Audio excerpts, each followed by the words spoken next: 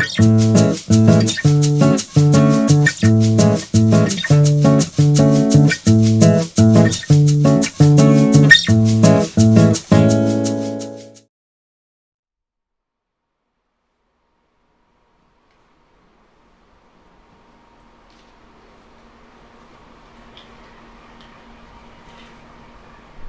poemas, em geral, são feitos de palavras no papel.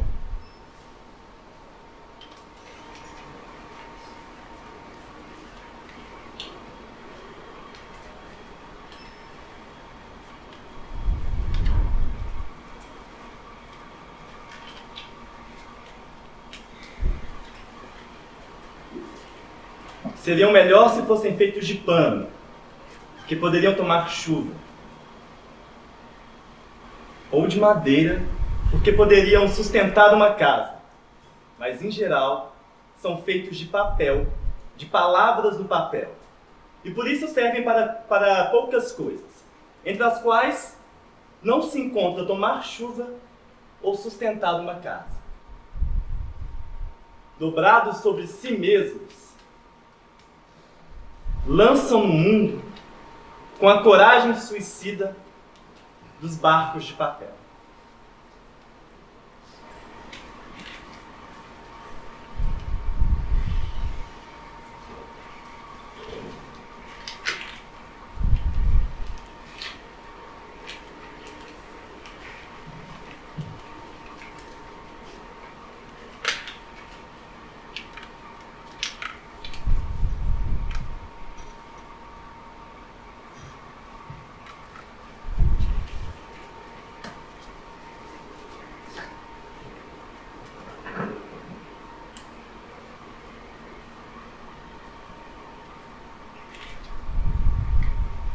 Mais importante do que ter uma memória é ter uma mesa.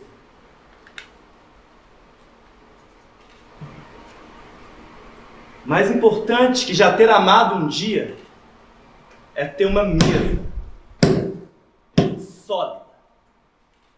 Uma mesa que é como uma cama de urna, com seu coração de árvore, de floresta. É importante em matéria de amor não meter os pés pelas mãos. Mas mais importante é ter uma mesa. Porque uma mesa é uma espécie de chão que apoia os que ainda não caíram de vez.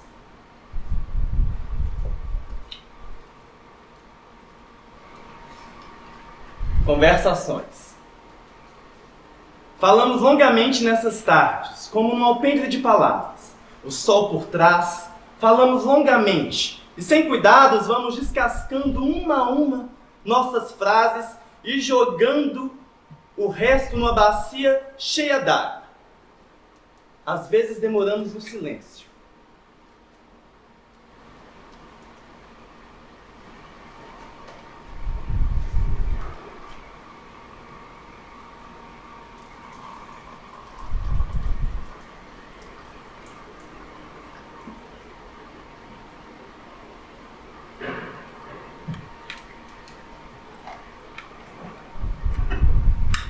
Enquanto desmanchamos nas mãos o sexo de uma flor. Inventamos opiniões, discordamos por esporte. Somos enigmáticos como os biscoitos da sorte. Enfiamos os pés descalços na terra, enquanto inventamos um passado um para o outro. Falamos longamente, sem cuidados, mentimos como namoramos, recitamos versos nossos como se fossem de outros. Somos ainda mais cínicos do que somos. Debochamos do que mais amamos, falamos e falamos e falamos enquanto comemos, fumamos e enchemos de álcool a distância entre nós.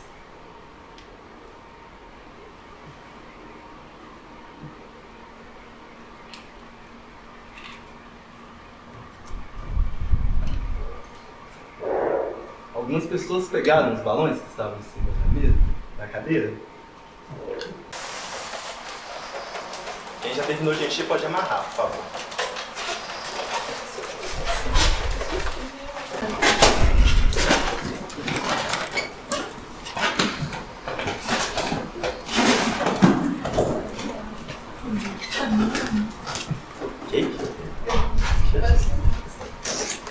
Caçada. Agora eu vou pedir que vocês estourem esses balões.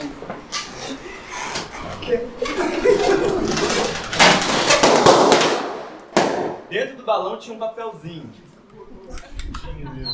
Tem um ali de baixo.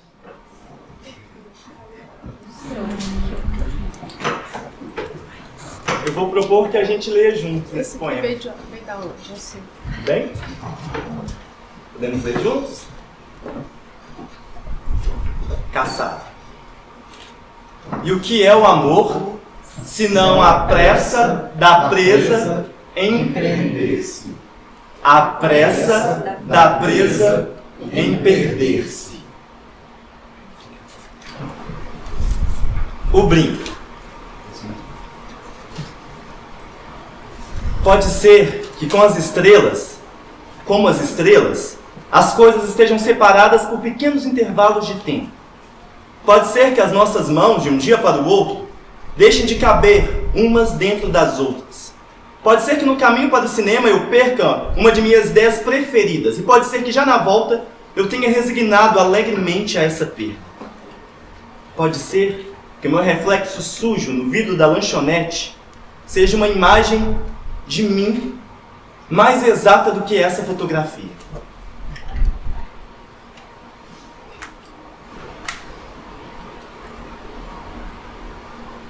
Mais exata do que a lembrança que tem de mim uma antiga colega de colégio. Mais exata do que a ideia que eu mesma agora tenho de mim. E, portanto, pode ser que a moça cansada de olhos tristes que trabalha na lanchonete tenha uma imagem de mim mais fiel do que qualquer outra. Pode ser que com um gesto, um jeito de dobrar os lábios, te devolva subitamente toda a infância. Do mesmo modo que uma xícara pode valer uma viagem e uma cadeira pode equivaler a uma cidade, mas um cachorro estirado ao sol não é o sol. E uma quinta-feira não pode ser o mesmo que uma vida inteira. Pode ser, meu querido, que esquecendo em sua cama meu brinco esquerdo, eu te obrigue mais tarde a pensar em mim, ao menos por um momento, ao recolher o pequeno círculo de prata, cujo peso frio você sente nas mãos como se fosse, mas ó, tão inexato, o meu amor.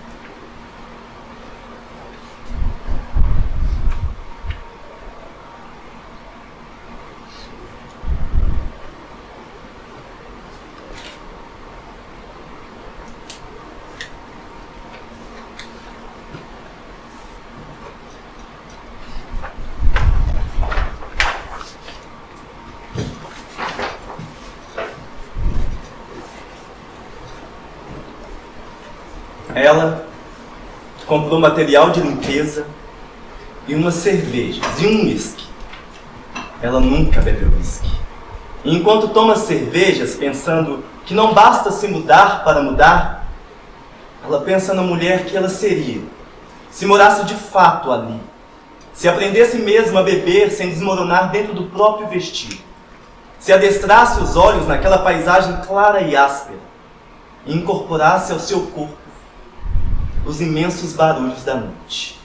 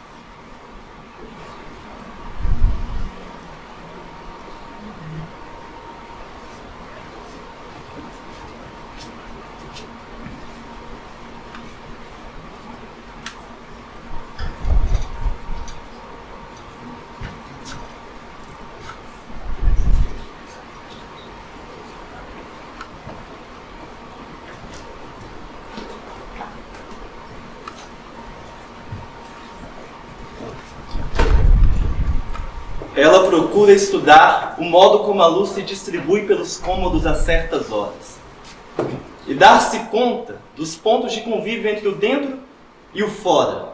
O trânsito pesado nas horas comerciais, a rapidez nos ruídos, os acidentes de percurso, sua imagem refletida que vem sujar ainda mais as janelas, que ela não sabe limpar.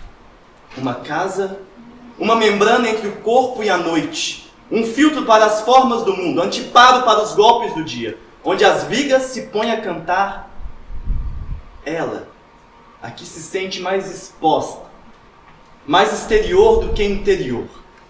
Como se a casa não fosse doméstica, como se morar fosse uma afronta à intensidade do dia.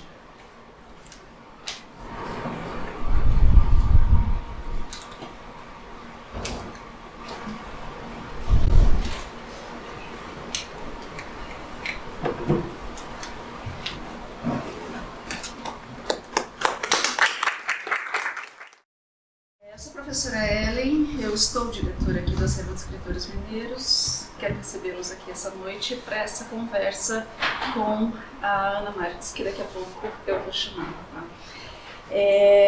Esse evento ele tem acontecido durante o semestre letivo, toda quinta-feira, toda última quinta-feira do mês, na verdade.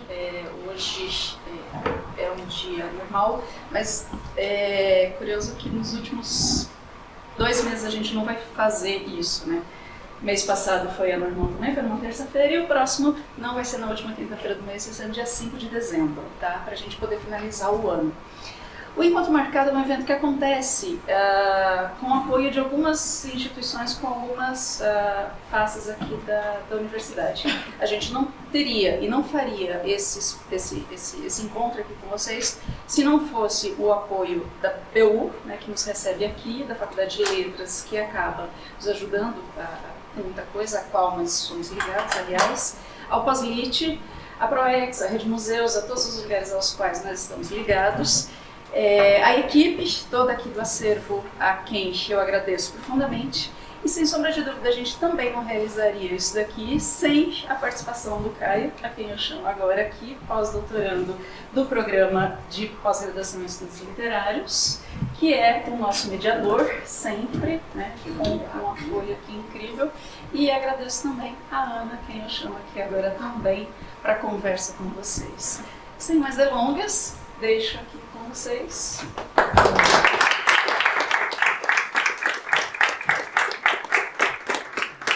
Bom, boa noite a todas, boa noite a todos. Como a Ellen disse, sejam muito bem-vindas, muito bem-vindos ao nosso Acervo dos Escritores Mineiros, esse espaço belíssimo aqui que está à disposição de todos.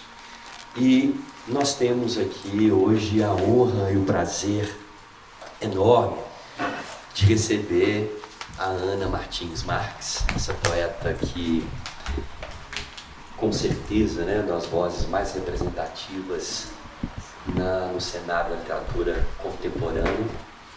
E eu confesso, né, que é a minha poeta preferida, né, poeta de cabeceira.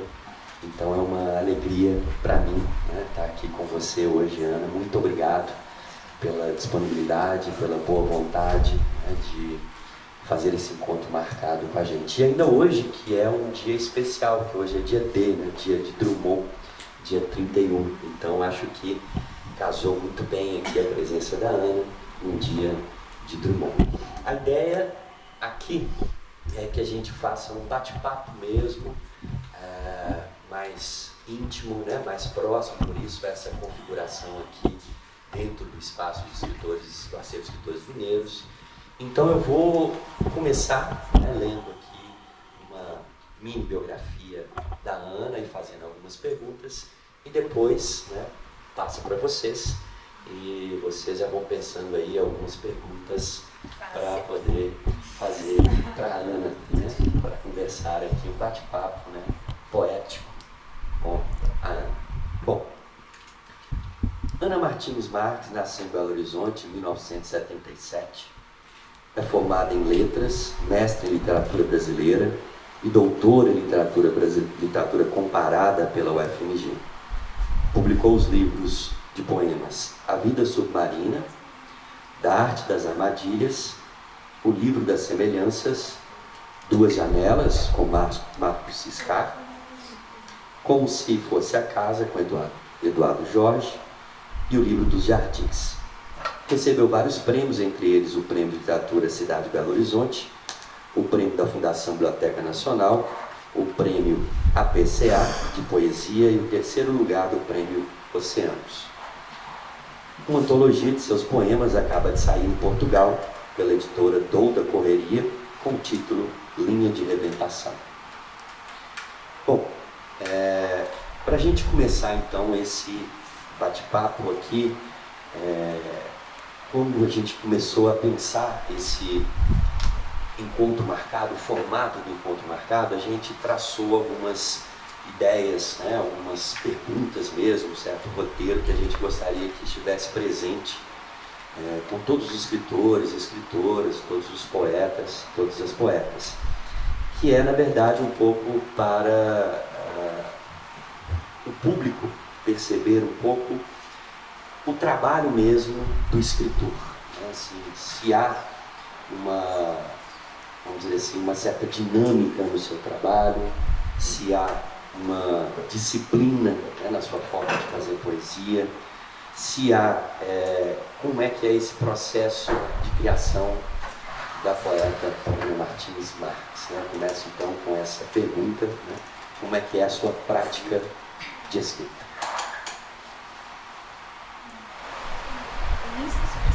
Melhor eu falar para o Boa noite. Queria primeiro agradecer pelo convite a toda a equipe do acervo, em especial ao Caio, que é meu amigo, colega, que foi quem fez o convite inicialmente. Todo mundo que já me viu falando em público sabe que esse não é o meu forte, assim, que eu fico sempre um pouco tímida e um pouco embolada, assim. Então vou pedir desculpas já antecipadamente pelas eventuais embolações e brancos e etc. Mas esse convite era um convite que eu não podia recusar, assim, porque... porque eu tenho uma dívida, eu sinto que eu tenho uma dívida de gratidão com a UFMG mesmo, e com a Faculdade de Letras em especial, assim, foi onde eu fiz toda a minha formação, né? Fiz graduação, fiz mestrado, fiz doutorado. A primeira vez que eu estive aqui no acervo foi como aluna, acho que da graduação, provavelmente, e nessa época eu nunca ia imaginar que voltaria aqui nessa posição um pouco incômoda, assim, de escritora mineira, né? Mas então era um convite especial para mim, assim, tô muito, apesar de estar desconfortável, eu fico muito honrada. Assim. Não fique. Em relação à questão de um processo de escrita, de um eventual método, assim, a resposta é um pouco simples demais, assim, é que não tem. Assim, não tem uma rotina muito certa, ou horários de escrita, ou algum tipo de disciplina diária, ou alguma coisa assim. Eu tendo a achar até que isso é mais comum entre escritores de prosa, assim, não tenho certeza, mas eu tenho essa impressão, assim, né, esses horários fixos, essa tentativa de organizar, assim, né. Eu lembro de uma entrevista do Amos Oz que eu vi uma vez que eu achei muito interessante, que ele falava que ele trabalhava como um comerciante. Ele, no mesmo horário, ele abria a loja, que queria dizer, sentava na escrivaninha e tendo ideia, não tendo ideia, tendo que escrever, não tendo que escrever, ele ficava lá no horário comercial, assim. Eu não faço muito isso. Se é que é um método, eu acho que não é exatamente um método, assim, eu ando com um caderninho na bolsa, assim, é um método bem primitivo, assim. E eu vou fazendo anotações, assim. Eu anoto, aí pode ser uma palavra, pode ser uma imagem, pode ser uma citação, pode ser um título. Eu acho que a última coisa que eu anotei, assim, era uma ideia de um título, assim, de um poema. Eu falei, era uma coisa assim, tipo, acho que era Ofélia Aprende a Nadar. Eu falei, Ofélia Aprende a Nadar. Aí eu escrevi isso como um título para um poema, assim. Então, coisas que eu vou anotando, depois num determinado ponto, que pode ser um feriado, pode ser um horário meio morto no trabalho, assim, um fim de semana, eu vou para o computador e aí eu passo essas notas, algumas, porque também vou descartando alguma coisa, e começo a trabalhar, e vou trabalhando nos poemas assim, um pouco em intervalos. Assim. É um pouquinho diferente no caso das séries, né, que eu faço, tem algumas séries de poemas, e aí quando eu trabalho em série, normalmente é como se um puxasse o outro, assim, né, então é uma espécie de encadeamento que costuma ser mais sequencial. Assim. E aí, normalmente, eu jogo isso tudo num arquivão, assim, que eu chamo de poemas em curso, e vou jogando tudo lá. Assim, pode ser anotação, pode ser um poema já um pouco elaborado, podem ser, às vezes, 10 versões de um mesmo poema. Uma hora que eu acho que esses poemas estão assim, não, isso aqui é uma forma mais ou menos definitiva, eu costumo salvar num outro arquivo, que acaba sendo um arquivo que uma hora pode vir a se tornar um livro, assim, que também é um outro processo, que eu acho que é um processo, é parte do processo criativo também, organizar o livro, né? Você que faz poesia também, você sabe, né? Que é a hora que, assim, a ordem que você coloca os textos, como que você organiza aquilo, acaba alterando muito o efeito de um texto, né? Então acaba que vira um outro processo também, né? Compor o livro. Assim. Mas é isso, não tem uma coisa médica, porque eu acho que tem alguns poetas que partem um pouco de uma ideia prévia do livro, né? Tem uma espécie de projeto de livro. No meu caso, se é que isso existe, isso vai aparecendo no curso do processo, assim. Em um determinado ponto eu falo assim, eu acho que isso aqui pode ser um livro, e aí eu vou selecionando, organizando, tá? Então é bem pouco metódico, assim, não tentem fazer em casa, não dá certo. Perigoso, né? Bom, dentro da sua obra poética, Ana, você acredita que há, né, a partir lá da Vida Submarina, que ganhou o prêmio Cidade de Belo Horizonte, o livro das Semelhanças, depois veio Duas Janelas, né? Há uma espécie de ligação que venha a ser um projeto específico de um livro para um outro, né? Claro que você tem a sua escrita, né? Vamos dizer assim, utilizar uma palavra aqui, um estilo, mas existe pensado, né, conscientemente um projeto de um livro para o outro? Eu acho que certamente existem coisas em comum entre os livros, não sei, linhas de força, talvez um certo tom, né? Existem temas, existem questões que são identificáveis assim entre os livros. Talvez um pouco menos nesses livros que são feitos em dupla, né? Porque acaba que são 2 livros em dupla, né? O Duas Janelas com Ciscar e o Como Se Fosse a Casa com Eduardo Jorge. Nesse caso, eu acho que acaba que a escrita do outro contamina um pouco, tem uma espécie de contágio aí, né? E aí acaba que você escreve de um modo um pouco diferente, assim, né? Que é a parte mais interessante também, eu acho, desses projetos. Né? Mas no caso dos outros livros, eu acho que você teria coisas, assim, questões, formas e tal, identificadas. Mas eu não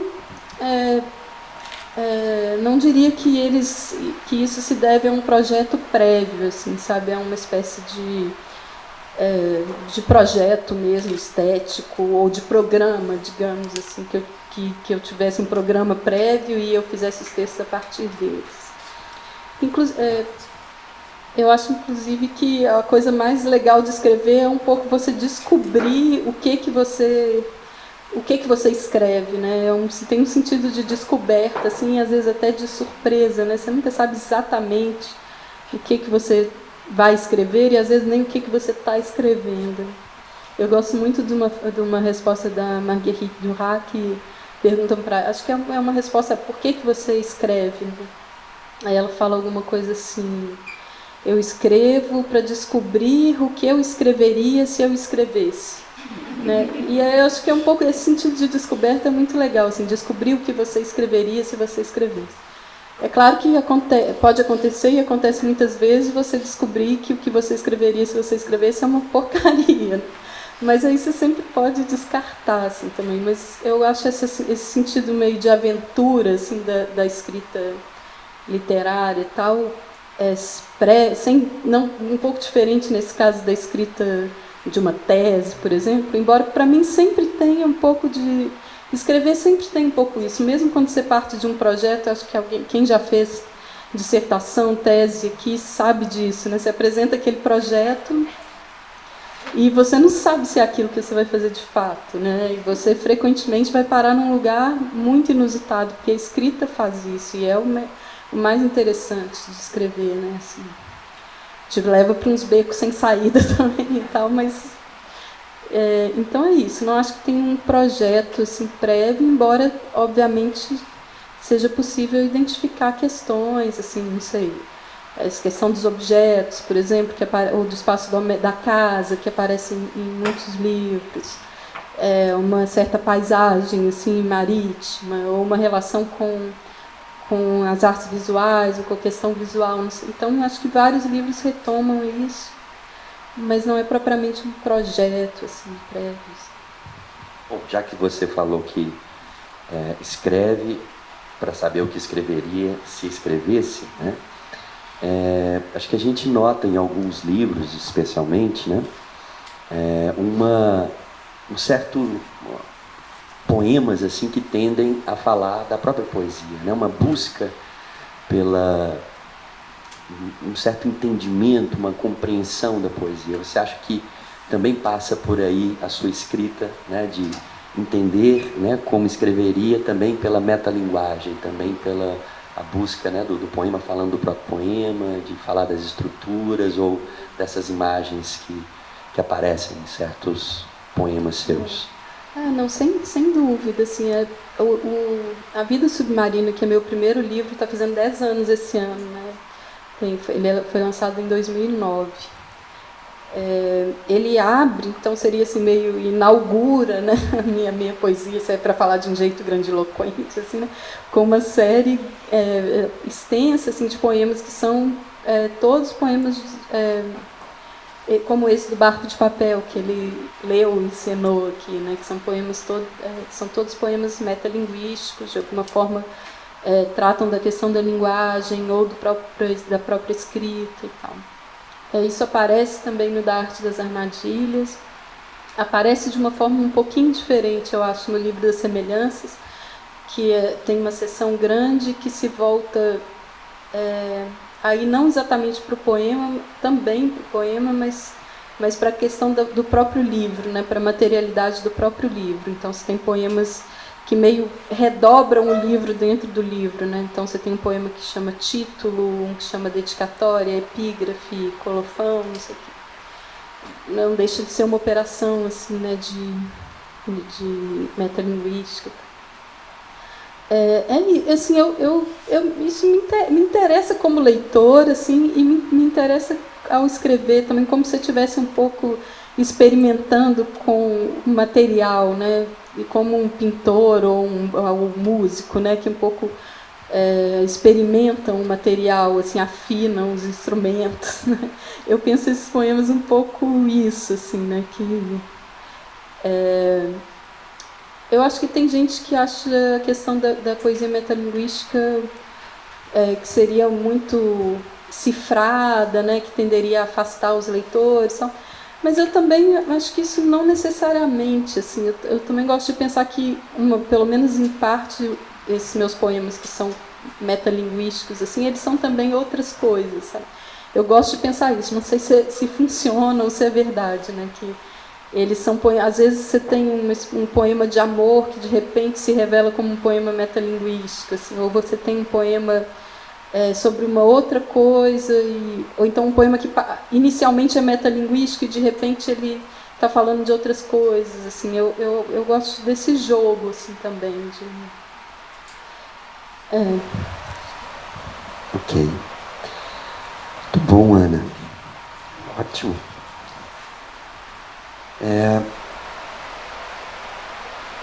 Em algum dos seus livros há também uma certa experimentação da forma, né? Acho que você já falou, indicou esse caminho aí também, e eu me lembro de você construir soneto, né?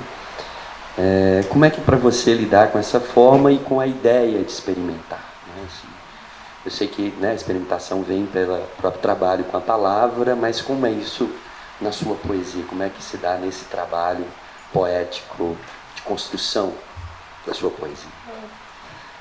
Em relação ao soneto especificamente, assim, na verdade eu tenho um único soneto, né, no livro das semelhanças, que inclusive foi um soneto que eu dediquei ao Paulo Henriques Brito, né, que já esteve aqui recentemente, inclusive. Mas é o único soneto que eu já fiz na minha vida, assim, eu nem tenho muita certeza se ele funciona, porque eu tenho muita dificuldade com forma fixa, assim. Tenho que confessar que eu não tenho muito ouvido, assim, não tenho muito... não lido muito bem com a forma fixa, não, assim. Mas eu quis experimentar esse soneto, assim, porque eu gosto muito da poesia do Paulo, e ele tem um jogo muito interessante, assim, da forma fixa ou quase fixa, né, porque ele também faz algumas quebras, assim, com uma linguagem muito... como que fala isso, gente? Com uma linguagem muito cotidiana, coloquial, né? E isso dá uma espécie de choque, assim, entre a forma e o conteúdo, digamos, assim, que é bem interessante. Assim, se existe... Então, forma fixa não é uma coisa muito minha praia, não. Mas, assim, eu acho que existem algumas experimentações, assim, digamos, por exemplo, com a forma do diário ou com a forma do bilhete. Isso é uma coisa que me interessa, assim, com essas formas da escrita íntima, assim, entre aspas, né, a carta, o bilhete, o diário. Também com alguma apropriação, né, de partir de textos de outros lugares, assim. Mas, de qualquer modo, eu acho que a poesia...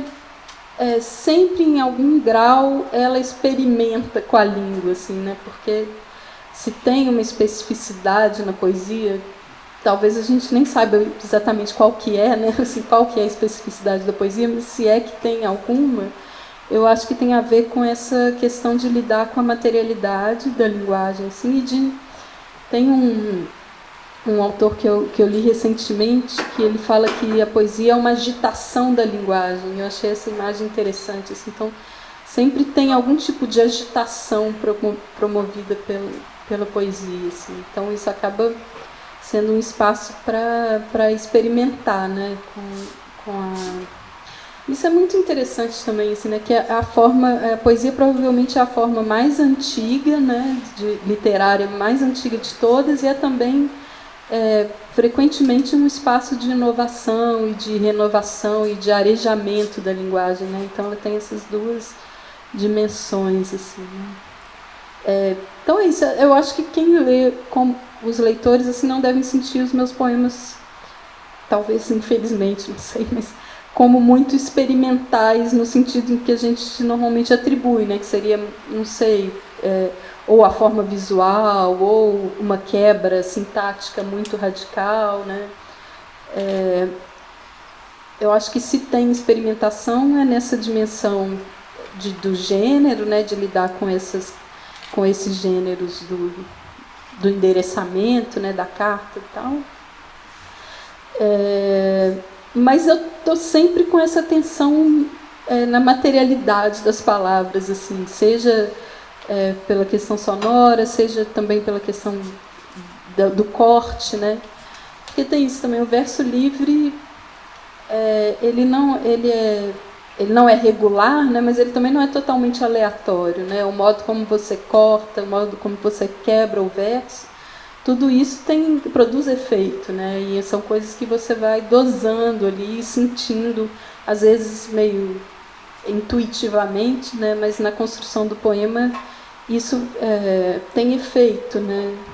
Talvez até também seja um pouco a definição do que é um poema, né? Aquilo em que aquela forma ou aquele gênero em que tudo potencialmente é significante, né? O jeito como você corta as palavras, qual a palavra que você escolhe, se você dá ou não um intervalo, né? Se você recua ou não as palavras, tudo significa, né, no poema. Assim. Então, tudo é um pouco experimental, né?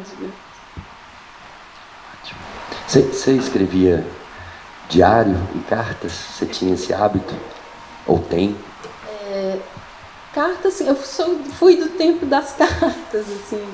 tenho ainda algumas cartas, inclusive. Diário não, eu escrevia poema desde muito criança, assim. Assim que eu aprendi a ler e escrever, eu comecei a escrever poemas, assim, muito cedo. Então acho que eu substituí o diário e as agendas, né? Tinha um negócio de fazer agenda no meu tempo, assim, também. Mas eu substituí já direto pelo poema, assim. Carta eu escrevi bastante, eu tenho cartas assim com 10, 11 anos que eu trocava com uma amiga que mudou de cidade, mandava uns poemas também. Assim, tem que lembrar de queimar tudo para não vir parar aqui, né? Sei lá, daqui a pouco eu morro aí, vem parar aqui, aquelas coisas horríveis. Mas eu sempre tive uma relação muito forte com a escrita. Eu era uma criança muito tímida, assim, meio quieta. E o meu irmão está aqui, ele pode atestar. Ele era o cara do quintal, de fazer as brincadeiras, de sair de bicicleta, não sei o quê, e eu ficava enfiada, quieta, escrevendo, lendo e tal. Era meio o meu quintal, assim, era escrita e a leitura, assim, foi um espaço na infância. Depois, eu acho que a minha relação com a escrita foi mudando, e mesmo com a leitura, assim, na adolescência e tal. Mas ela, na infância, foi muito forte mesmo, assim, essa relação com os poemas. Assim. Eu tenho ainda uns poemas de infância. Você guarda os poemas de infância, eu guardo, adolescência? Vou queimar tudo hoje. Vou queimar hoje mesmo. Não queima não. Agora eu vislumbrei. Eu tenho um tio que datilografou em máquina de datilografia os meus poemas de criança. Assim. Tem que queimar rápido. Bom, Ana, você fez graduação em letras, né? Mestrado e doutorado na Faculdade de Letras. O que é que essa participação da faculdade tem a ver, né, a proximidade com a sua escrita ou não, ou com a sua forma de ler, né? Poesia? Como é que a faculdade se aproxima da sua prática de poeta? Eu decidi... Assim que eu descobri que existia uma coisa que chamava Faculdade de Letras, eu falei, então eu vou para lá. Assim, eu devia estar na, sei lá, 7ª, 8ª série, uma coisa assim. E eu lembro que a minha mãe falava assim, você vai para a Faculdade de Letras, você nunca mais vai escrever. E aconteceu uma coisa um pouco assim, na verdade. Assim que eu entrei... É curioso, assim, que às vezes as pessoas acham, você escrevia, então você foi para a Faculdade de Letras. Mas o que me levou para a Faculdade de Letras foi principalmente um desejo de leitura, assim. Era a ideia de que eu podia, aquilo que eu gostava de fazer, que era ler, eu ia poder transformar numa profissão, assim. Então, era principalmente a questão de poder, assim, eu lembro quando eu entrei na Faculdade de Letras, que assim, era uma prova, você tinha que ler Madame Bovary. Eu não acreditava de tanta felicidade, assim, tipo, a minha prova, eu tenho que estudar, eu tenho que ler Madame Bovary. Isso era maravilhoso.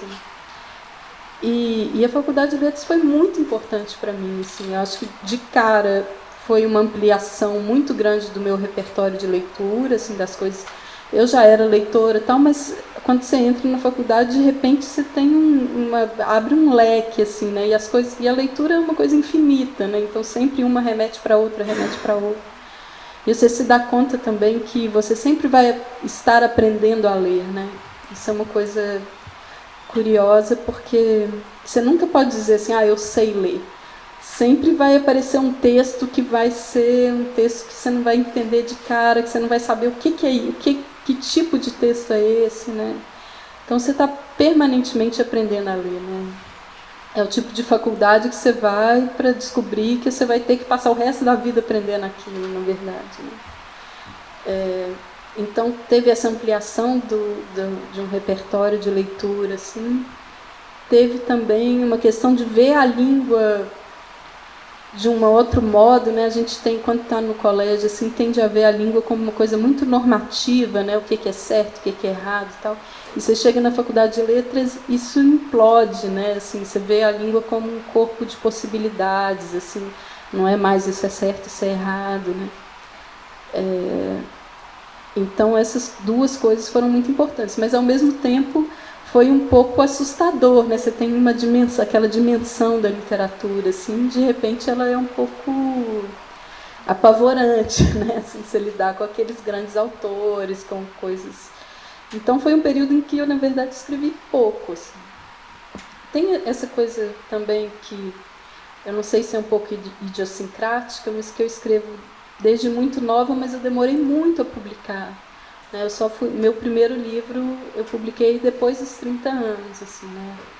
Então eu teve muito tempo de gaveta, assim, muita coisa que foi descartada e muita coisa que esperou muito tempo. E hoje eu tendo a achar que não era nem que eu estava esperando os textos estarem prontos, era um pouco eu estava esperando eu estar pronta para colocar, para publicar, né? Porque é muito diferente a experiência da escrita e a experiência da publicação, né? Uma coisa é você escrever e é uma coisa muito solitária e muito íntima, né? E no meu caso era quase secreta, assim. E tornar isso público é uma outra escala, assim, né? Um outro salto. Assim. E eu demorei para tomar essa coragem, assim, e acho que foi bom ter demorado também. Mas me perdi um pouco. Sobre a faculdade de letras. Né? Então teve isso. Eu acho, assim, obviamente não é necessário para quem quer escrever fazer uma faculdade de letras, né? Muita gente que escreve literatura nunca passou perto, tem gente que acha, inclusive, é bom manter distância para você não começar a escrever uma coisa muito teórica e tal. Eu não acho isso, assim, eu acho que para mim, pessoalmente, foi importante. É importante para você não cair em determinadas armadilhas, assim, mais do que não te ensina a escrever literatura, que eu acho que nada ensina, assim, mas te ensina, às vezes, a descartar umas coisas, assim, a perceber umas armadilhas, os clichês ou então, mas tem uma espécie de duplicação, assim. Você também, quando você escrever literatura, é bem diferente para mim de escrever um texto crítico ou um ensaio, assim. Você tem os tempos são diferentes, né? O que você precisa engajar naquela escrita é um pouco diferente. Assim. Eu gosto muito de autores que fazem esse trânsito, por exemplo, não sei, a Marília Garcia, que escreve esses poemas que são muito ensaísticos, né? Eu acho uma poeta muito interessante, que faz uma coisa, mas para mim ainda os universos são um pouco separados, assim, do ensaio e do poema, assim, o meu modo de escrever. Né? Ótimo, registrado, bonito, a coisa do sempre estar a ler, né? Vou ler aqui uma próxima pergunta, tá? A sua escrita revela uma poeta atenta ao cotidiano, aos elementos do cotidiano, a cidade, a casa, os utensílios da casa, jardins, plantas, que você mesmo mencionou aqui. Essa mesma atenção parece dialogar com a delicadeza do gesto e do momento, e ao mesmo tempo com uma certa tensão, algo de melancólico e irônico. Você concorda? Como você vê essa questão? Você acha que existe essa tensão mesmo da delicadeza, do irônico, do cotidiano com algo dramático? Dramático, não sei. Não, acho que sim, com certeza. Assim, a questão do... eu acho, para mim, uma das coisas que a poesia assim, é uma forma de prestar atenção nas coisas. Assim. Poesia pode ser muitas coisas, né? Mas uma das coisas que me interessam assim, pessoalmente é esse dispositivo que te permite olhar para as coisas, ver as coisas, é até um clichê, né? Ver as coisas de outro modo, ver com olhos livres, né? E aí eu fiz muito essa série de objetos da casa ou espaços domésticos, assim, que para mim é um pouco isso, assim, circunscrever uma coisa e olhar para ela de alguma forma. Assim. Agora, eu acho que essa questão da melancolia ou da ironia e tal, que eu acho que existem, eu acho que talvez elas tenham a ver com uma coisa também que é um pouco clichê, mas que é essa questão básica da linguagem, assim, que todo mundo que é falante está colocado nessa questão, que é uma espécie de movimento duplo, assim, de ao mesmo tempo a linguagem é o nosso instrumento para a gente tentar se aproximar do mundo, para representar o mundo, para falar sobre ele, e ao mesmo tempo é aquilo que nos afasta do mundo, né, nesse mesmo movimento, assim, que nunca é, a representação nunca é exatamente a coisa, tal, meio clichê, assim. Mas eu acho que, ao mesmo tempo, é um clichê, mas a poesia é um lugar em que isso se expõe, assim, também. E eu acho que muitos poemas meus jogam um pouco, brincam, ou jogam, ou procuram jogar com isso, assim, com essa questão às vezes, de uma tentativa de aproximar radicalmente a palavra e a coisa, às vezes de mostrar o intervalo, assim. Então, os poemas de uma série sobre cartografia, todos jogam um pouco com essa questão, assim, né, do mundo e do mapa, né, às vezes brincando como se o mapa fosse uma espécie de mundo, ou como se o mundo se confundisse com o mapa. Então tem muitos poemas que jogam com essa questão, assim, e eu acho que talvez essa ironia ou essa... Não sei, estou inventando isso aqui um pouco agora. Tem a ver com isso, assim, com essa sensação, com essa consciência desse intervalo, assim, que ao mesmo tempo a poesia te permite aproximar das coisas, ou as palavras permitem que a gente se aproxime das coisas, mas nunca são as coisas, então sempre revelam também esse intervalo, assim, né? Alguma coisa assim. Bacana. Quando a gente conversou aqui sobre a sua vinda aqui no acervo, a gente sempre pede, né, pro escritor, para a escritora, escolher um espaço aqui no acervo. E a princípio você me falou que era da Laís, mas o da Laís não estava exposta, e você acabou escolhendo aqui o Ciro dos Anjos. Existe alguma relação com o Ciro? Por que da escolha desse espaço? Quando você me mandou a lista, né, eu falei, a princípio eu falei, Laís, para mim era uma escolha meio óbvia, até primeiro por ser uma poeta, mulher, e eu gosto muito da poesia da Laís. Eu acho uma autora que deveria ser mais conhecida, assim, e ela, além disso, além de ser uma poeta muito boa, ela é também uma figura muito interessante, né, que escreveu sobre poesia, que foi tradutora, que também esteve envolvida em muitos momentos importantes, assim, na Semana de Vanguarda e tal. Então, eu achei que ia ser legal. Aí depois teve essa questão de ser o acervo dela fica lá dentro e tal. Eu falei, então vamos fazer no Ciro dos Anjos. Porque eu gosto muito do Amanuense Belmiro, assim. É um romance de que eu gosto muito. Eu não conheci muito nova, eu acho que eu li quando eu estava na Faculdade de Letras. Para mim é muito Drummondiano, inclusive, né? A gente está no dia 31, né? No dia D, e eu acho o Ciro, o Amanuense Belmiro, é quase um equivalente em prosa, assim, da poesia do Drummond. Uma das coisas que é interessante também para a gente que é de Belo Horizonte, não sei se todo mundo já leu um romance, assim, mas é muito interessante você encontrar a cidade no romance, né? Eu acho que é uma experiência que a gente tem menos do que quem é do Rio, por exemplo, que é hiper retratado na literatura, né? Então, você encontrar o Parque Municipal ali logo de cara, assim, é bem interessante. É uma cidade, também nesse ponto, acho que um pouco drummondiana, assim, que é meio interiorana e meio metrópole, né? Ao mesmo tempo.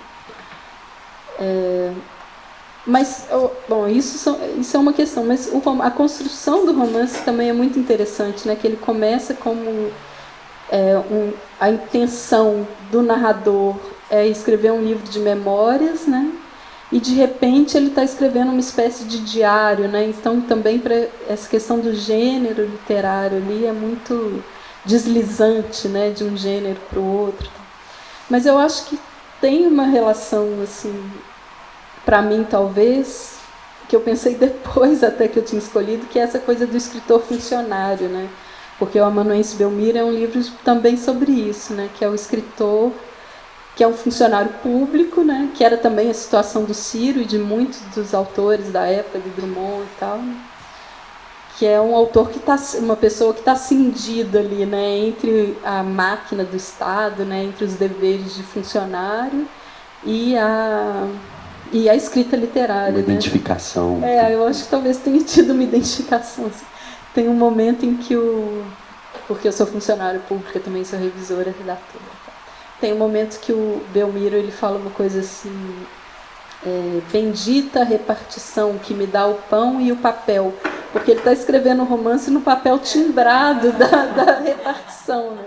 Uma coisa que eu obviamente não faço, porque eu sou uma funcionária muito. Mas aí é isso. Eu gosto muito do livro, acho um livro lindo, assim, que eu até vou aproveitar para reler. Assim, recomendo. Que ótimo, Ana. Que bom. Né? A gente fica feliz quando. E é interessante que é a primeira vez que nós estamos fazendo aqui no Círio dos Anjos. Né? Então é bacana. Às vezes, né, escolhe, porque os escritores nunca, né, sabem o que o outro escolheu, então a Inquieta Lisboa é muito escolhida, a Inquieta Lisboa também. Mas aqui o Círio dos Anjos, e que ótimo que você escolheu aqui, que é um espaço para a gente percorrer isso aqui, que é muito bacana. Voltando à questão da literatura, e aí um pouco dessa poesia contemporânea, eu queria que, como também leitora, né, de poetas, de poesia, você falasse um pouquinho como é que você vê a cena atual da poesia no Brasil, para os novos poetas, né, para quem está começando aí agora. Se você pudesse também comentar sobre a questão editorial, as editoras, um pouco, né, dessa questão também do mercado, para quem veio aqui te escutar e também quer escrever, também quer ser poeta. Não sei. Puxa. Não, pelo contrário, eu acho que o momento, surpreendentemente para mim, assim, é um momento muito... também é uma espécie de clichê, todo mundo parte um pouco disso, né? É um momento muito diverso, assim, eu acho, como muito proliferante, mas muito rico da poesia, eu acho. Assim. Com muitas novas publicações, muitos lançamentos, muitos eventos, muita feira, né, essas feiras de publicação independente assim, proliferando, com muita coisa de poesia, muitas pequenas editoras que eu acho que, até por questões tecnológicas, assim, né, se tornaram possíveis, né, de publicação de pequenas tiragens, revistas novas, revistas eletrônicas, além disso, né, porque isso a gente falando exclusivamente desse circuito meio da escrita do livro, né, mas além disso você tem os saraus, né, que voltaram com muita força, assim, o slam, né, então você tem muitos, eu acho que o espaço da poesia também se ampliou para além do livro, assim. E muitos jovens poetas, né? Todo dia novos lançamentos e grupos, uma cena muito efervescente mesmo, eu acho, assim, tem essa sensação. O que talvez as pessoas muito jovens assim, não notem isso, mas eu acho que em relação, eu falo nossa, mas você é mais novo também que eu, né? Mas a nossa geração talvez, não era assim, eu lembro no colégio eu não tinha amigos que fizessem poesia, ou isso não era assim, sexy. Era legal ter uma banda, não era legal ser poeta, não tinha muita graça. Assim. E hoje acho que tem, acho que é sexy, assim, é legal. E além disso, essa questão das pequenas editoras também permitiu que as pessoas colocassem os textos para circular, né, tem o circuito da poesia é muito interessante, né? O modo de circulação, acho que é uma coisa que é interessante ser estudada, né? Como que os poemas circulam. Eu acho que a poesia circula de um jeito muito diferente do romance e do conto. Tem uma espécie de comunidade da poesia, assim, que são os poetas um pouco se identificam assim como uma espécie de grupo e trocam, mas eu estou falando isso positivamente, assim, trocam os livros, mandam os livros uns para os outros, né? Teve uma época que eu falava que os correios eles só existem por causa dos poetas, porque hoje em dia ninguém manda carta mais, mas os poetas mandam livros, né? Então a gente sustenta os correios brasileiros, assim. E tem eu acho que tem muita troca, e tem esses eventos de encontro, né, de sarau e tal. Então acho que é uma cena bem viva, assim. Agora, em relação... Aí, muita coisa diferente, né? Assim, por exemplo, tem... E eu, para falar a verdade, eu vou dar uns pitacos aqui, mas eu tenho que confessar que eu não consigo acompanhar muito, assim. Tudo, obviamente não, mas mesmo muita coisa eu não consigo. Assim, Muita coisa, né? Muita coisa. E como eu disse, o circuito também é mais amplo, né, do que o livro, né? Às vezes, mesmo que você estou mais ou menos acompanhando os livros que são lançados, sei lá, pelas editoras que costumam lançar poesia, mas mesmo assim você está perdendo certamente um monte de coisa, né?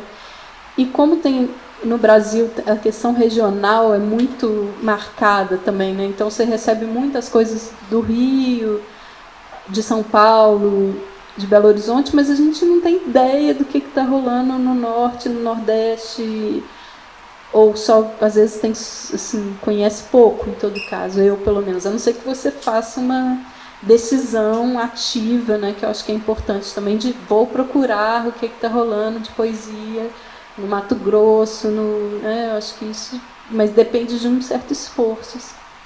Bom, enfim, então para falar que eu não estou sintonizadíssima assim, com o que está rolando, mas eu sei que tem muita coisa acontecendo. E aí, e coisas muito diversas, né? Então você tem, por um lado, por exemplo, esse pessoal que faz essa conexão, essa reconexão da poesia com a voz, com o corpo, às vezes muito ligada na cena do rap também, né? E da poesia falada. Às vezes falada mesmo, às vezes em vídeo, né? Também tem muita gente fazendo esses vídeos, poemas, coisas assim. Essa questão da voz, vocês vão receber o Ricardo Aleixo aqui, né? Que é um poeta que faz isso de uma forma muito interessante, né? E que é uma referência, eu acho, para muita gente hoje. Aí, por outro lado, você tem esse tipo de poesia como a da Marília, que eu acho também que é uma certa novidade, assim, porque tinha uma questão no Brasil muito da poesia ter que ser concisa, né? Eu acho que é uma coisa meio cabralina, apesar do Cabral ter feito poemas longos, né? Mas não tinha muito... Posso estar falando uma besteira, mas eu acho que não... Era raro o poema longo, né? Ou o poema livro, como passou a ter hoje, a Marília faz... A Alice Santana fez um livro, um livro que é um poema inteiro, né? Então, as coisas da narratividade também, da relação com a prosa, acho que é uma questão que também tem voltado, assim, ou tem aparecido com força. Tá? Relação com outras artes também, acho que com o cinema, com as artes visuais. Tá? Não sei, certamente tem milhares de outras coisas, assim, são coisas que me ocorreram agora. Mas os circuitos são muito proliferante, assim, mas é sempre, você falou sobre quem está começando, tal, são circuitos menores, né? São tiragens menores, são coisas que circulam um pouco de mão em mão, de boca em boca, assim, né? A poesia também tem essa especificidade assim, de circular em escala menor, assim, né? Tende a ser. Que ótimo, Ana. Eu queria agora passar um pouco aí para as perguntas de vocês para a Ana, né? Que já fiz um pouco no bate-papo, agora com vocês um bate-papo com a Ana aí. Alguém quer perguntar?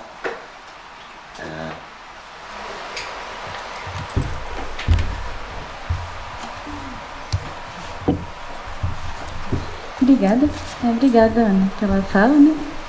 Na verdade, eu acho que é um tema que você já tocou na fala mais de uma vez, mas que eu tinha interesse em escutar um pouco mais. Então, Então, na verdade, é mais uma sugestão de alguma coisa para ser conversado um pouco mais, assim.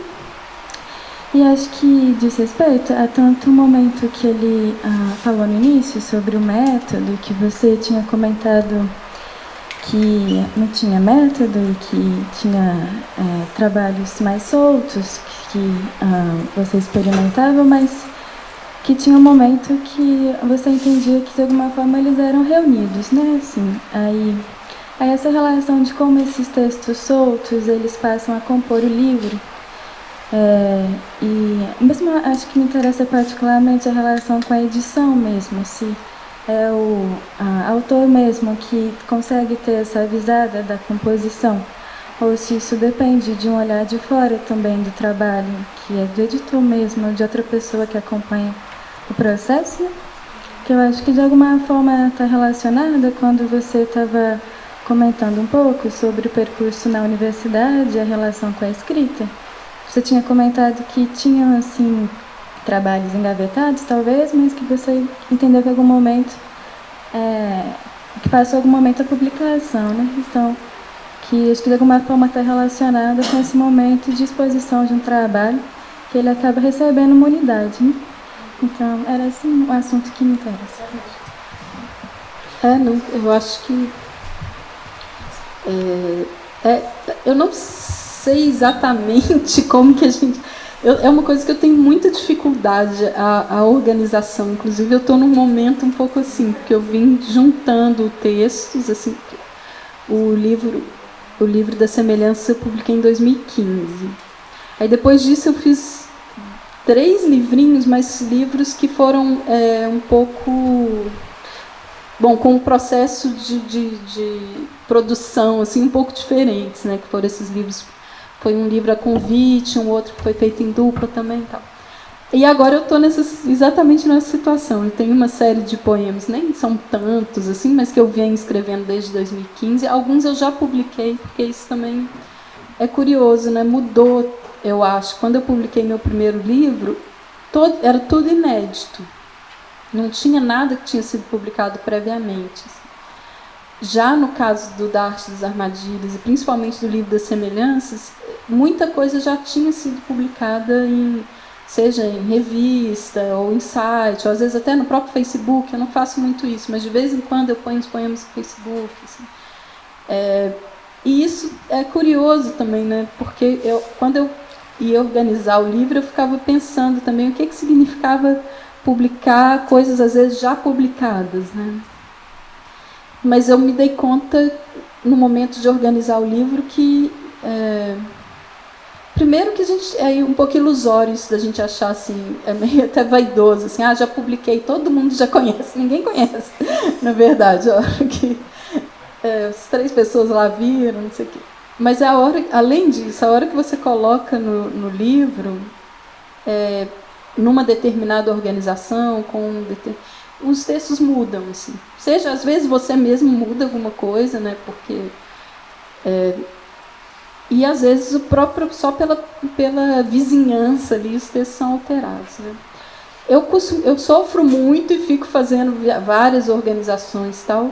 Num determinado ponto eu costumo passar para algumas pessoas, não muitas, porque eu também não quero encher muito o saco. Não só não quero, acho que às vezes perturba as pessoas, assim, mas além disso, cada um fala uma coisa totalmente diferente. Então, no final, você acaba tendo que decidir também. Não sei se você já teve essa experiência de passar um conjunto de textos para, sei lá, 3 pessoas, uma vai falar para você, não, pega esse aqui é o meu preferido, põe ele no começo. E a outra pessoa vai falar assim, joga esse poema fora, pelo amor de Deus, que ele é o pior de todos. Então você acaba que no final você está devolvida com várias, assim, estou um pouco brincando, porque obviamente tem coisas sempre que muitas vezes a pessoa fala, você fala, não, tem toda razão, não tem nada a ver, tem que tirar esse texto, ou então não concordo. Até para isso é interessante, né, você ter um feedback assim, do que tipo de coisa de reação das pessoas. Então, às vezes eu passo... E aí, quando vai... Nos 2 livros que eu tive essa experiência da edição, porque também em editoras Em muitos lugares você não tem mais essa figura do editor, né? É curioso, isso é uma coisa que também veio mudando, assim. Mas na companhia, por exemplo, no Da Arte das Armadilhas, era a Heloísa Jean e a Marta. Elas deram alguns palpites nessa questão da organização. E eu segui bastante, assim, e eu acho que o livro melhorou bem. E o Leandro Sarmates, que fez a edição do livro das Semelhanças, ele é poeta, um ótimo poeta também, e um leitor muito perspicaz, assim. A maior parte dos palpites dele também foram de organização. Eu acho que as pessoas tendem menos a querer mexer nos poemas, né? O poema tem uma coisa assim. Ele até deu um ou outro palpite de verso, quebra de verso, itálico, várias coisas eu segui, outras não. Mas a maior parte dos palpites foram de organização, assim. E é bom, né, você ter um leitor assim, que te dê essas indicações.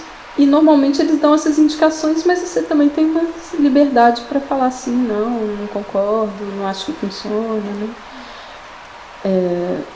Mas eu gostei da experiência, assim, de ter alguém me ajudando assim, nessa questão de pensar o livro, né? Mas eu acho que essa figura do editor, em muitas editoras pequenas, ou na autopublicação, por exemplo, ela quase não existe, né?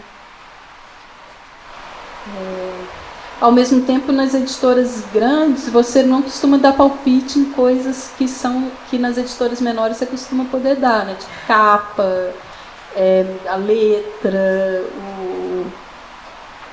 orelha, quem vai fazer orelha, vai ter orelha, não vai ter. Isso é legal também quando você está na editora menor, que em geral você pode dar mais pitaco, acompanhar o processo mais de perto, né? Isso também não deixa de ser uma parte editorial, assim, né?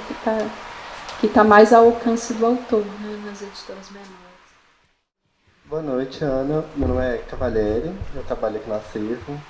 E eu queria fazer uma pergunta sobre o seu livro de Jardins, né? Fazendo um link, né, na pergunta que ela fez, sobre a questão do processo criativo. Como foi, especialmente, o processo criativo do livro de Jardins, porque na edição dele eu percebi uma edição mais com um cuidado maior, né? E tem toda a questão do papel, da escolha da tinta, das letras, o marca-texto vem com ele.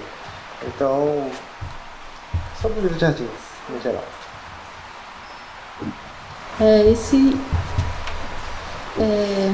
Essa parte linda toda eu não tenho nada a ver com ela, ou pouco a ver, assim, na verdade. A questão poética. É porque a Quelônio... A Quelônio é uma editora muito, muito interessante, assim, e eles trabalham basicamente com esses processos editoriais, ressignificando assim, esses processos tradicionais ou artesanais. Então, eles trabalham muito com tipografia, com linotipo, com papel artesanal, com cada livro. Normalmente são tiragens pequenas e tem projetos. A Silvia, que é a editora, é também quem faz o projeto gráfico. Eles têm as máquinas de linotipia, não sei nem como que fala, na própria casa deles. Lá eu fui lá no dia do lançamento. E é muito legal o trabalho deles, é muito pensado, assim, né? E muito pensado em integração com o texto, né? Mas aí eles me fizeram um convite, perguntaram: você tem alguma coisa aí que você acha que poderia funcionar bem em tipografia, né? Nesse tipo de processo. E eu tinha esses poemas já há muito tempo, assim, inclusive já tinha publicado alguns em revista e tal. Acho até que na revista da Letras, em tese, eu tinha publicado uns poemas desse livro lá. Mas ele tinha um arquivinho lá eu nunca tinha colocado ele em outros livros, porque eu sentia que ele tinha que ser um livro próprio, assim, ele tinha, acho que essa dimensão do jardim mesmo, ele tinha que ser um livrinho. E aí a hora que eles me convidaram para publicar lá, eu falei: acho que tem a ver, assim, né? Inclusive por causa dessa coisa do cultivo, né, de uma forma, do cuidado de uma forma menor, assim, em escala menor, tal.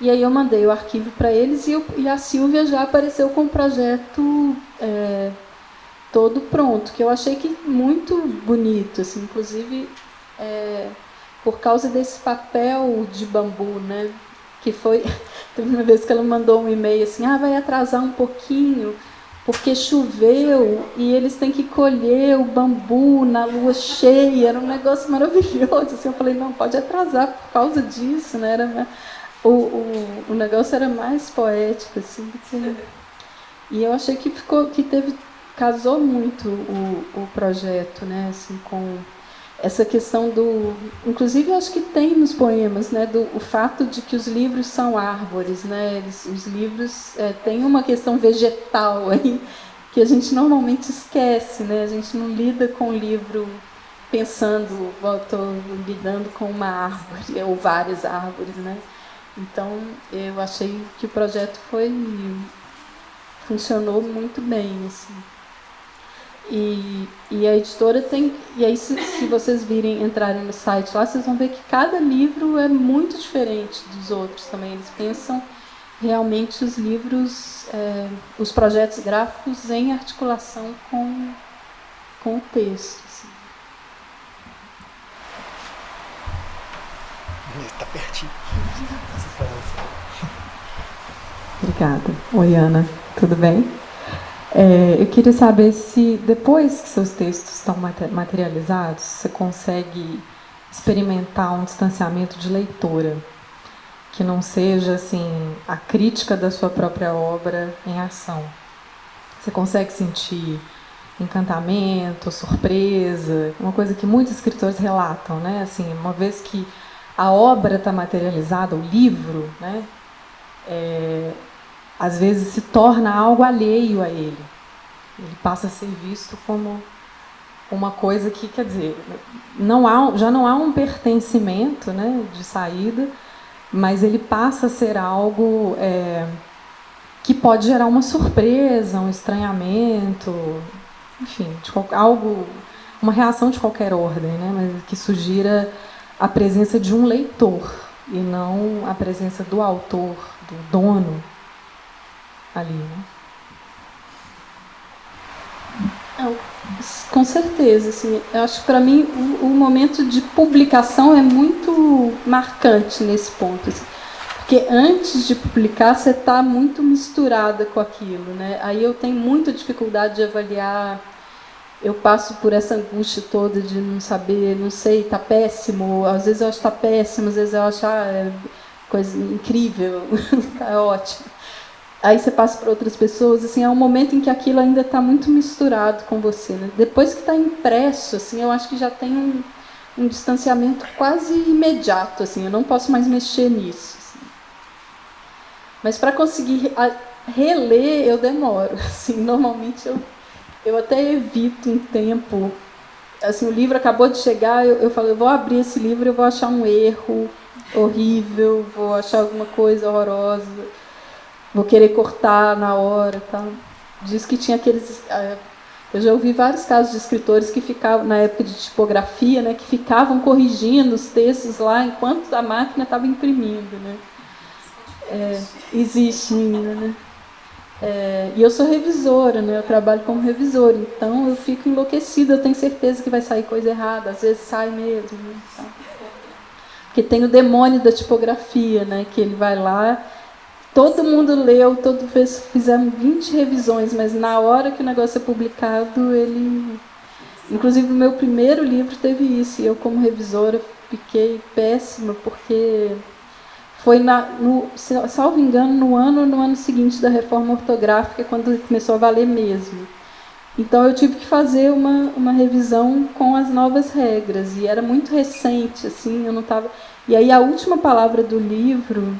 ou quase última, é o último verso, que fala Odisseia da Espera, e aí Odisseia saiu com acento. Nossa, eu queria morrer. Mas ninguém nunca reparou, eu acho, e aí na reimpressão a gente corrigiu. Mas, foi porque tinha, acho que, se não me engano, tinha acabado de entrar em vigor, assim, né? Mas eu acho que aí, às vezes eu fico um tempão sem ler, e já me aconteceu, assim, de retornar no livro e conseguir ler um pouco como leitora mesmo, assim. Aí gostando, não gostando.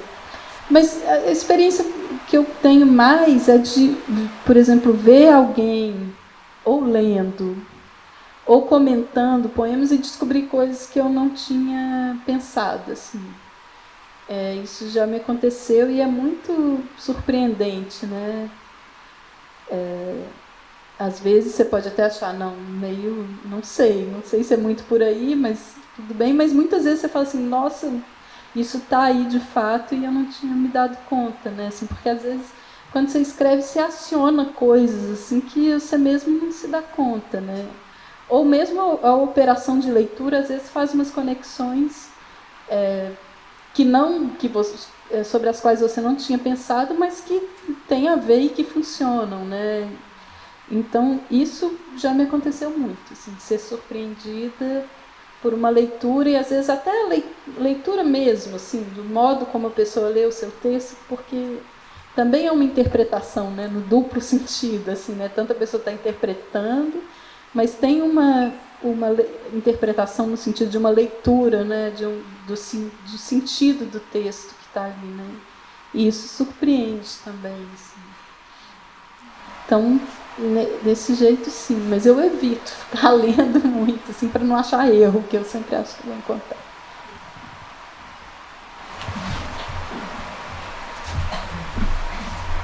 Boa noite, Ana. Boa noite a todo mundo.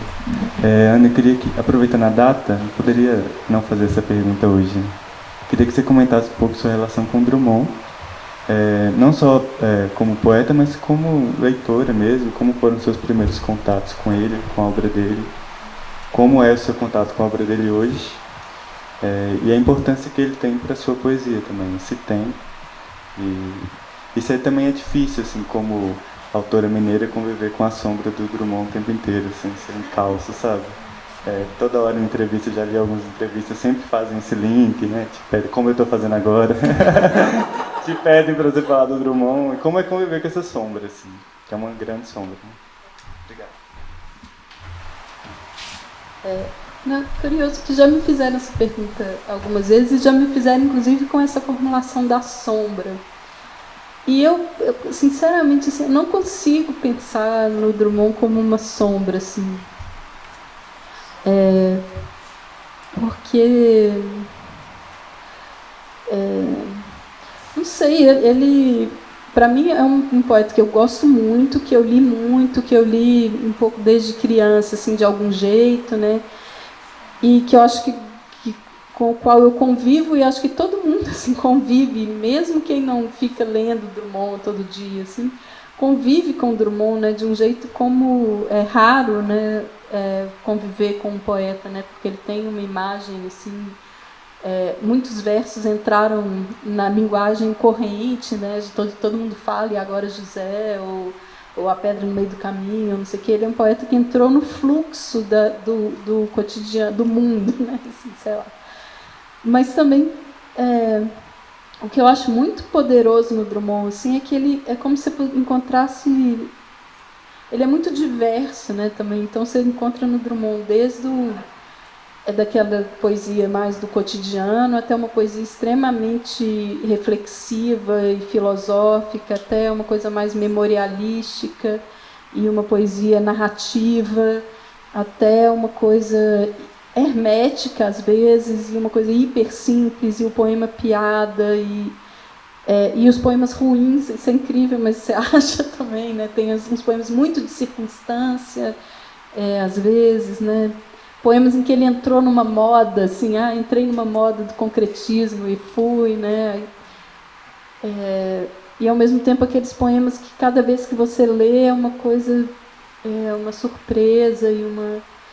Eu acho um poeta muito poderoso, assim, é meio como se você pudesse buscar quase tudo lá, né? E assim, porque você tem poetas que são incríveis, mas que parecem um mundo mais fechado, né? Não sei.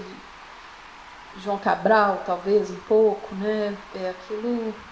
E o Drummond não, né? Para mim ele faz um pouco, ele expande, né? Então, assim, eu não sei, nunca pensei assim, não fico amedrontada com o Drummond, porque apesar de ser esse poeta enorme, assim, também você encontra lá uma coisa, o engajamento, né, muito forte, e ao mesmo tempo uma espécie de recuo em relação ao engajamento, ou de desconfiança em relação ao engajamento. É um poeta muito surpreendente, assim, né? Então é isso. Eu nunca estudei o Drummond, assim, eu li muito. Até uma coisa que eu tinha um pouco de vontade de fazer, de ler meio livro a livro, assim, com mais cuidado. Eu nunca estudei, engraçado que eu nunca estudei poesia, que, assim, eu fiz mestrado e doutorado sobre ficção, né? Eu acho que foi meio uma defesa, assim, talvez. Então eu não estudei Drummond, assim, eu leio Drummond como leitora mesmo, assim. Óbvio, já li algumas coisas sobre ele também, mas ele é muito impressionante, né? Você volta e meia, você descobre a obra também muito grande, muito variada, né? Você descobre coisas lá que você não, por exemplo, recentemente com essa questão da tragédia lá da mineração e tal, foi recuperada assim essa dimensão do Drummond no engajamento contra a Vale e tal, e aí você vê um monte de coisa que para mim tinha passado meio batido na obra, né? Então é um mundo, né, assim, vasto, né, o Drummond, eu acho que sim. Eu escrevi uns 2 poemas, assim, um pouco conversando, mas eu sou leitora mesmo, assim, como...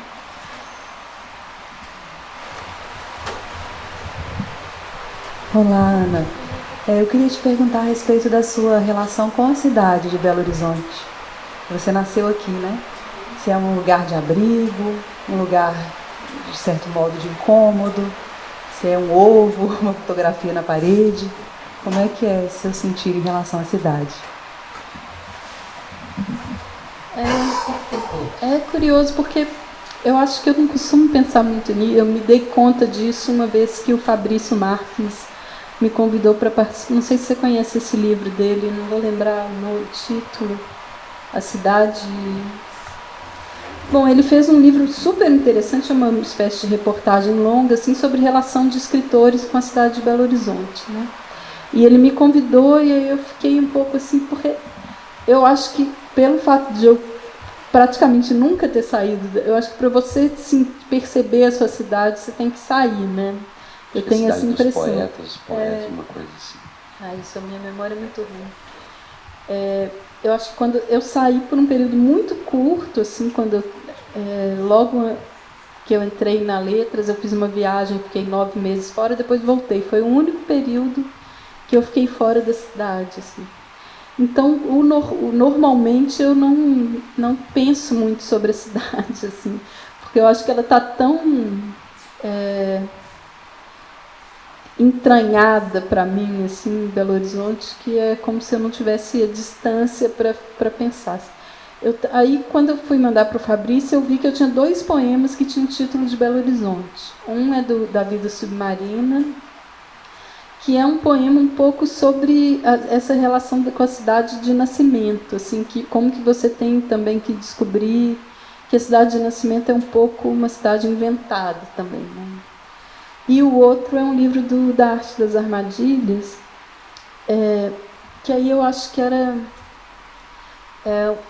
um poema que eu estava numa época em que eu estava... É curioso isso, porque acho que sempre tem uma época que a gente pensa em sair de Belo Horizonte, né?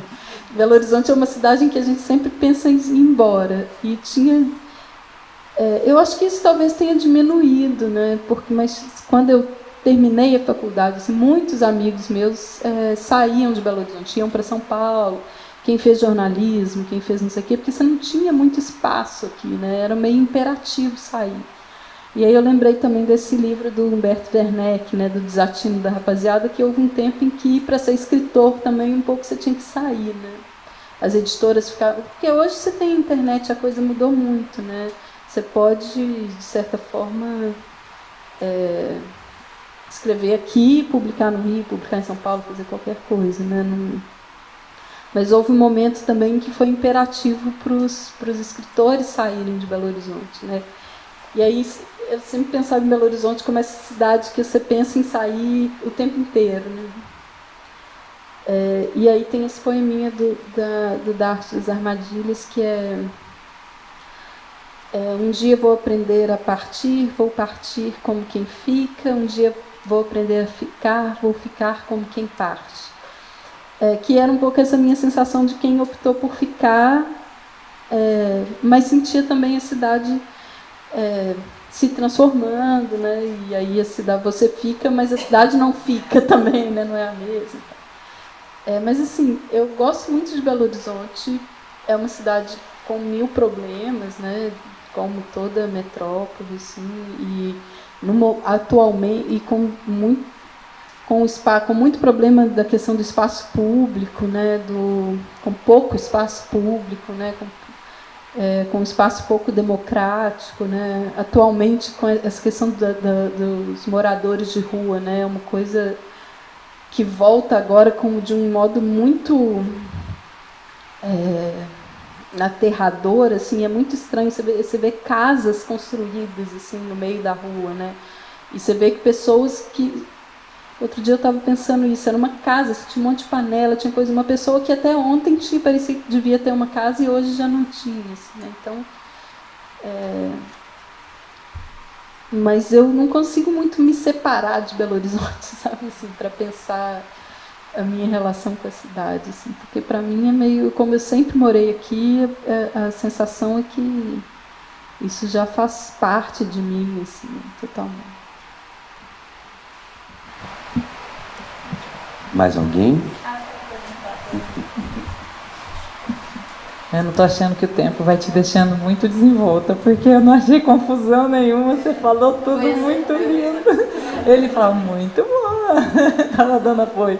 Eu fiquei muito querendo saber sobre sua pesquisa de mestrado e doutorado. Eu ia supor que era sobre Drummond, achei que eu era a única que não sabia disso. Mas você falou que estudou ficção, isso é bastante interessante, e um pouquinho você pincelou essa coisa da escrita sempre ser uma escrita criativa, não importa que ela seja acadêmica, mas como foi assim, fazer um doutorado e aí você optou por não trabalhar diretamente na academia como crítica, isso, né, como professora, mas como que foi esse processo de escrita acadêmica e o que você pesquisou? Isso é bacana. Bom, o mestrado, na verdade, tem 20.000 anos, porque eu fiz assim que eu terminei a graduação. Eu terminei a graduação em 2000 e fiz aí aquela coisa, meu Deus, o que eu vou fazer? Eu até fiz um concurso da prefeitura para dar aula e fiz a prova do mestrado e entrei. E foi um projeto sobre o João Gilberto Novo, que eu fiz com o Silvano. E mestrado é aquela coisa, mestrado, né, gente? Assim, mas foi muito, assim, apesar... Hoje é estranho para mim olhar, assim, inclusive eu gosto muito da escrita do Noll, mas eu não consigo, eu fico pensando em mim mesma naquela época, assim, gente, por que eu fui estudar o Noll, assim? Mas eu acho que foi uma coisa... Primeiro, eu acho que foi uma escapulida da poesia, assim, de tipo, eu não vou estudar poesia, vou estudar outra coisa. E eu estava muito... eu tinha interesse em estudar literatura contemporânea, assim, porque eu gostava dessa ideia de ter um embate assim, com um objeto meio ainda não muito cartografado, né, que você pode... Eu percebi também que isso tem muitas vantagens e algumas desvantagens, né? Por um lado, você tem um pouco que inventar uma... Embora o Noll, quando eu fui estudar, ele não era tão... Ele já tinha um percurso aí de uns 20 anos, já tinha tese sobre ele e tal, mas ainda era uma pessoa que estava escrevendo, né? Eu lembro que quando eu estava no finzinho da dissertação, eu nunca quis entrar em contato com ele, porque eu achava que ia interferir... Primeiro que eu tinha vergonha, não tinha coragem e tal, mas também achava que ia interferir no meu objeto lá. E aí ele veio na Faculdade de Letras, fez uma leitura muito estranha, porque não sei se vocês já viram ele lendo, eu fiquei catatônica assim, de ver a leitura, que eu nunca tinha visto. E além disso, ele falou que ele ia escrever um épico. Aí eu falei, pronto, vai dançar. Era porque a minha dissertação tinha várias questões, assim, eu peguei um pouco o percurso todo da obra dele, mas uma das coisas era um pouco a ideia de que ele dinamitava a ideia de formação e a ideia de épico e a ideia de tudo. Então eu falei, não, ele vai acabar com a minha dissertação, tem que defender essa obra. Que é um problema de estudar gente viva, né? Porque a pessoa pode no dia seguinte fazer uma coisa que vai te desmentir totalmente. Não, estou brincando, assim, porque obviamente essa até é uma questão, né? Assim, se o que o autor faz depois, de alguma forma, tem necessariamente que interferir no que ele escreveu antes, né? Assim. Mas enfim, então a dissertação foi isso, sobre o Noll. Eu nem me lembro muito do processo de escrita, eu lembro que foi difícil, assim, mas foi, eu acho que não teve muito drama. O doutorado eu achei um processo mais difícil também. Aí eu só fui fazer quase 10 anos depois, com orientação da Maria Esther, e foi já trabalhando também, que eu acho que isso interfere muito. Meu tempo era difícil eu senti muita falta da academia, assim, eu já tinha decidido que eu não queria dar aula, mas eu sentia falta de ler, de pesquisar, de organizar, assim, o pensamento, e do tipo de conversa e de pensamento e de organização que você tem na academia. Assim. Eu sentia muita falta disso, sentia falta de aula. Eu vivia todo dia, fazia uma disciplina. Eu fiz umas 10 disciplinas eletivas, assim, porque eu sentia falta de ser aluna. Assim. Aí, quando eu voltei para o doutorado, que eu falo que eu fiz um doutorado por esporte, que é uma coisa insana, né, de se fazer, porque eu já sabia que eu não ia seguir uma carreira acadêmica, assim, mas sentia falta desse empenho da escrita, meio diário da escrita, sabe, de tentar entender uma coisa, de tentar construir uma argumentação, assim. E aí eu fiz uma tese sobre fotografia, relação de fotografia e literatura contemporânea, assim, de autores que incorporam fotografia no texto. E como que isso desestabiliza, digamos assim, tanto o texto literário, quanto, por outro lado, a própria fotografia, que tende a ser entendida como tendo um estatuto documental, não sei o quê. Então foi isso. E aí eu fiz uma coisa que eu acho que foi inteligente, se é que eu já na burrice de fazer um doutorado, mas assim, que foi fazer os capítulos um pouco ensaísticos e um pouco o modo como eu conseguiria fazer trabalhando e tal. Então cada capítulo é meio em torno de um autor. Quase morri, mas foi uma coisa legal. Mas agora acho que eu me encerrei, assim, a minha relação acadêmica, assim. Eu sinto vontade de assistir aula, de ser aluna, assim, de escrever, assim. Eu acho que isso eu acabei desviando para a coisa da escrita da poesia mesmo. Assim. Mais alguma pergunta? Sim. Essa mais uma. É porque eu acho que você tinha comentado que você tinha escolhido outra autora a princípio, mas que o acervo dela era lá dentro, né? E eu não conhecia, eu acho. Aí acho que era para comentar um pouco sobre a autora que você tinha escolhido, né? E também eu acho que ao longo da sua fala, você falou da Alice Santana e de mais uma moça que é Marília. Marília? Sim, Garcia. E que eu também acho que eu queria conhecer um pouco mais, porque você conhece pouco trabalho, eu acho que de autoras contemporâneas na poesia também. E também da importância de ter referências mulheres na literatura, num lugar que ainda foi hegemonicamente ocupado também por homens. Né? Claro, publicar, né, um ato da esfera pública, assim, né, e a esfera pública por muito tempo foi quase exclusivamente masculina, né, e ainda em parte, pelo menos, né, ainda é muito masculina, né? Embora isso esteja mudando, assim, infelizmente, e acho que na poesia é muito nítido isso, assim, uma presença recente, assim, de muitas autoras com destaque, assim, com trabalho consistente, né, muitas autoras mulheres, assim. A Marília mesmo é uma autora que eu acho, além de eu gostar muito da poesia dela, assim, entre outras coisas, por essa relação com o ensaio, eu acho que ela é muito jovem, inclusive, deve ter uns 36, 7, não sei, jovenzíssima, uma criança, mas além disso, ela também, eu acho que ela tem sido muito influente, assim, como o tipo de escrita que ela faz e o tipo de procedimento que ela utiliza, assim. Acho que muitos poetas hoje, tanto homens como mulheres, assim, têm a Marília como uma referência, assim, de procedimento de escrita, assim. Além disso, ela é editora também, ela tem essa editora Luna Park, tradutora, tem alguma coisa ela juntou mais, inclusive, essa questão da academia e da poesia de um jeito que eu acho muito interessante, assim, que ela fez uma tese sobre um autor francês, que eu acho que é o Emmanuel Ocar, não sei pronunciar o nome dele.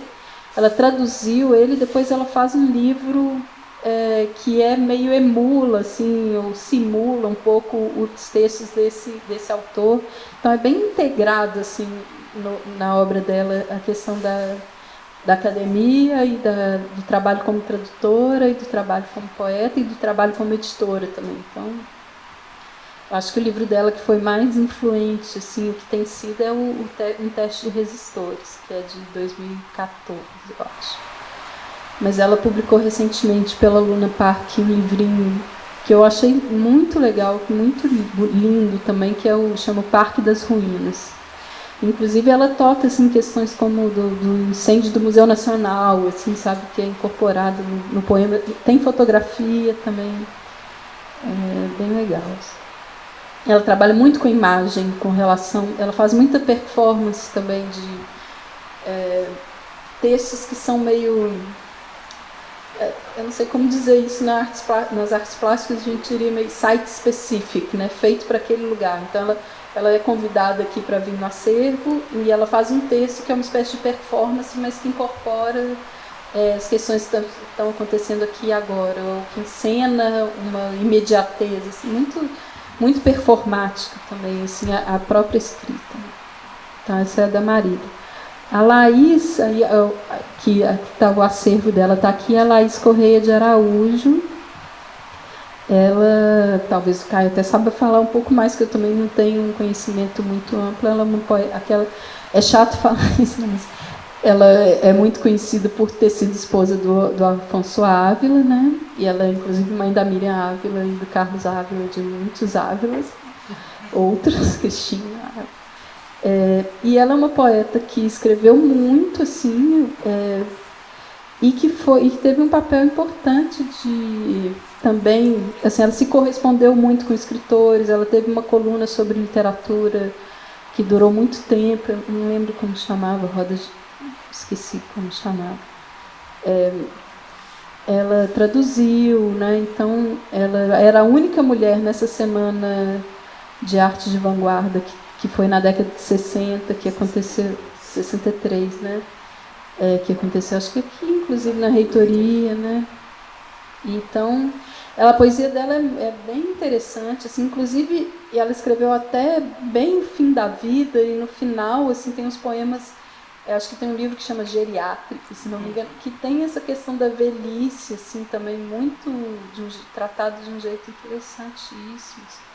Um poeta que vale a pena conhecer, e ela tem um livro que eu não sei se está esgotado, mas foi publicado pela editora da UFMG, uma reunião, né, dos livros da obra dela. Tem um ensaio da Maria Esther Maciel, muito recomendo. Que ótimo, gente. Nosso tempo aqui já se esgotou e eu queria então agradecer a Ana Martins Marques por essa belíssima conversa, maravilhosa, um prazer novamente falar com você e aprender com você aqui, bacana mesmo. Agradecer a presença de todos vocês, agradecer a leitura da Mora Tito, que fez a performance aqui, né, e foi muito bonita, e convidá-las sempre a conhecer aqui o acervo e o nosso encontro marcado, né? O nosso próximo encontro marcado é com o Ricardo Aleixo, no dia 5 de dezembro. Tudo bem? Ellen quer falar alguma coisa? Muito obrigado, gente. Muito obrigado, Ana. Então, só reiterando o convite para que todos venham também no dia 5 de dezembro, com o nosso último encontro marcado do ano com o Ricardo Aleixo. Eu esqueci de falar antes, mas quem fez a leitura dramática aqui foi a Mora Tito, tá? Que ela preparou aqui essa leitura. Nossa bolsista aqui do projeto de leitura dramática. Quero mais uma vez agradecer Caio, né, que é um parceiro muito importante aqui para a gente, para o acervo, e que tem aqui encetado todos esses projetos com a gente, tem aceitado participar com a gente em todos esses projetos nesse ano aqui todo de 2019. E agradecer mais uma vez a presença da Ana aqui nesse bate-papo com vocês. E óbvio, agradecer a presença de todos vocês. Tá ok? Boa noite e até a próxima.